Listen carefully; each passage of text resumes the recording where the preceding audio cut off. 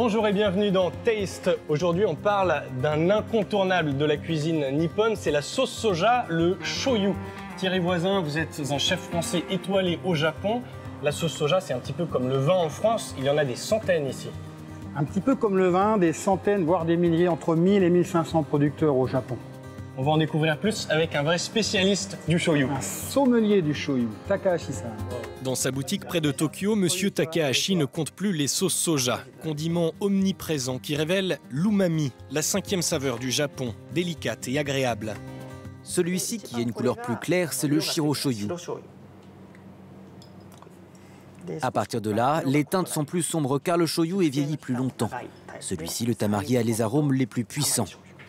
T'as vu déjà le parfum là? L'affinage, mais aussi la part de soja, de sel, de blé, tant d'éléments qui définissent la saveur et la couleur de chaque shoyu. Les nuances sont saisissantes. Incroyable. Hein? Thierry, vous avez une préférence? Petite préférence effectivement pour le saishikomi. Bonne attaque, un peu une bonne acidité déjà sur l'attaque, puis après il y a de la rondeur, il y a de la longueur. Je trouve que c'est vraiment un très beau produit.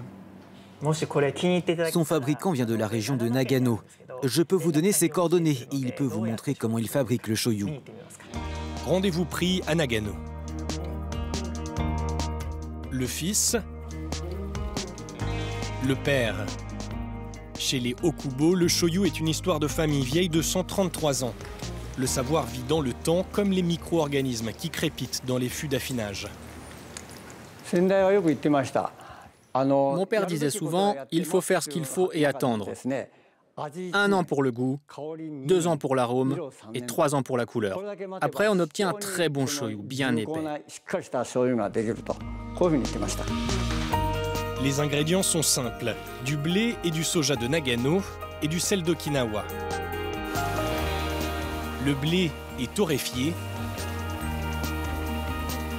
et le soja est cuit à la vapeur.